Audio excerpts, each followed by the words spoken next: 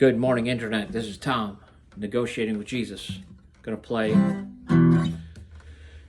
little bit. I'm practicing. I'm an average player. If you're already average, if you think you're gonna learn something amazing, go to Henry Olsen. Link in the description. That's the first thing I'm gonna say. Go to the link. I'm a struggling musician trying to level up. I'm not your teacher. I am a guy who's trying to learn. And if you're like me, you're watching all these internet videos. And I watched Henry Olsen today. Henry Olsen. We're going to talk about 3 chord shapes. Secondly, I want to give a shout out to my daughter Emme, who subscribed. I don't think she liked any videos, but she did subscribe, pushing me to that big 200. Which, whatever. I want you to subscribe. Go ahead and subscribe to Henry Olsen. He's a good player who's probably making money playing guitar. I am not. I'm making money as a machinist. I preach a bit. I'm old enough to get Social Security. So my money is not in music, but I'm trying to level up. So, hello, Emme. Thanks, daughter. Henry Olsen. And what I do every day is I do some exercises. So I tried to do today, thinking about what Henry Olsen taught. He said, let's look at these 3 shapes in the cage system and work something out. We're only going to do 3 shapes. So he did the E, the D, and the A shape. So he skipped the C, which is very closely attached to the D, because there it is. But it's a hard one to hold. It gets a little funky. The G shape, super hard to hold. You get this long stretch, fingers going in awkward, difficult places. He said, let's just learn the E shape, the D shape, and just playing the strings you're holding. In 3 places. So after E in the cage system would be the D shape. Whoops. Oh, I'm doing the A shape. Dang it. See, you can tell that I'm no Henry Olsen. After the A shape is the G shape. C-A-G-E-D. After the G shape is the E shape. And then the D shape. Cage-id. E-D. Then it starts over again. C is connected to that. Then the A shape. He's going to play it like this. And then I noticed, okay, let's start really connecting the scales with the shapes. If I'm playing the shape and I'm playing it like a G, the shapes go. That great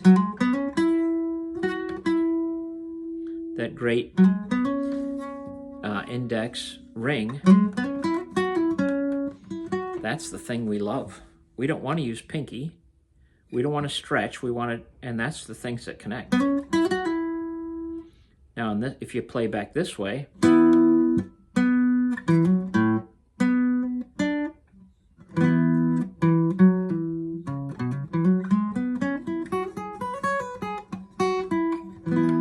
I got to remember, when you're playing the A shape,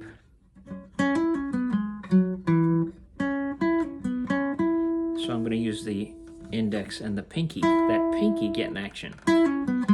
Nobody likes pinky. He needs to stay on the bench if possible. The D shape.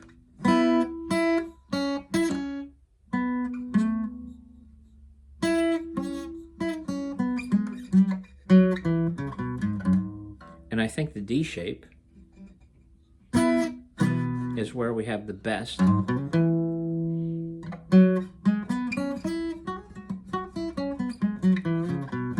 best pattern. In the key of E, everything starts getting under the nut. You can't play that pattern that easily. Let's play it up here. So So this would be the nut. All of a sudden we're under the nut.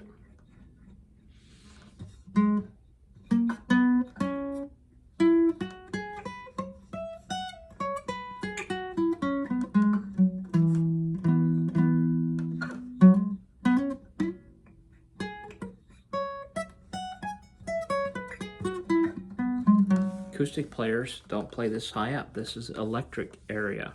And electric players love this area because the frets get tight. You can just do a lot of fast stuff. The strings stretch great here. Acoustic players, it starts getting pretty awkward up here. So I stop, more or less, at the octave. Now another thing I saw on this, another thing, we're looking at Henry Olsen. Henry Olsen. Another thing he said is, remember 5-1-3. This is the root. Key of E. This is an E, or the first note. 5, 1, 3. 3. So, I'm going to go back to Joy to the World and Do, Re, Mi. Why does E have 4 sharps? Let's do Joy to the World.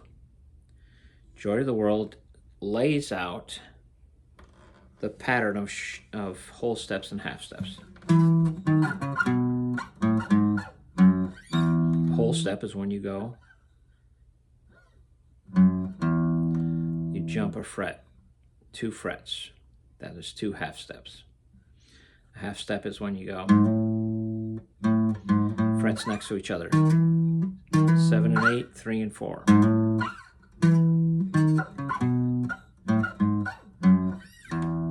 That works for A.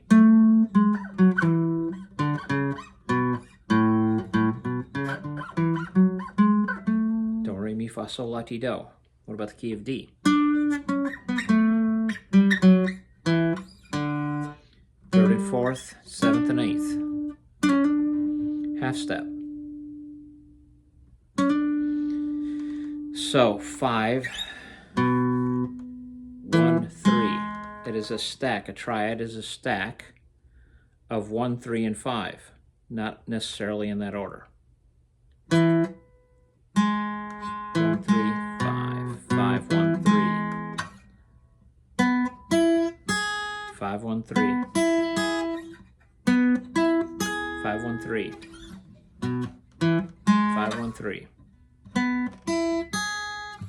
What is 5? It's 1, 2, 3, 4, 5. 1. 1, 2, 3, 4, 5. So 1, 1, 3, and 5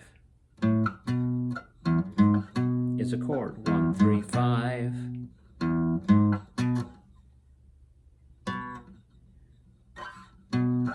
5,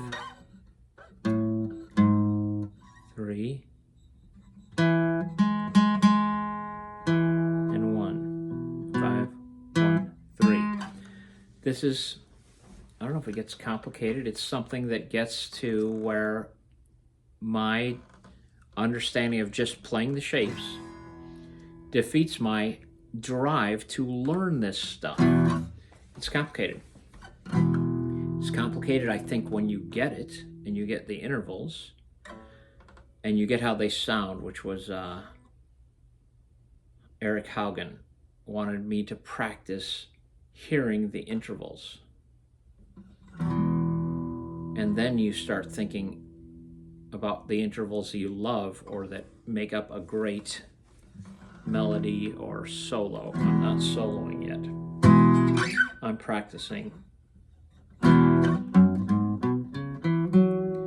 the scales, pentatonic, in the key of E, the key of C.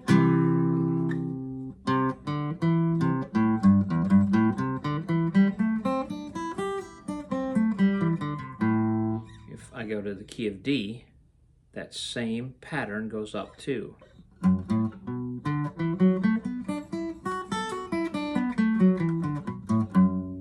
If I go up D to E, it goes up 2 more.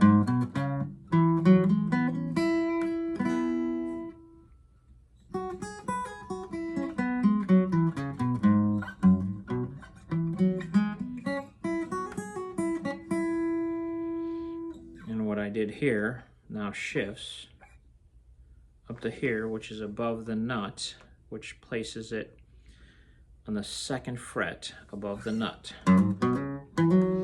This is the strange case of the guitar, that everything up to the octave flips back around. There you go. That's my video for today. 10 minutes, 11 minutes in. See ya.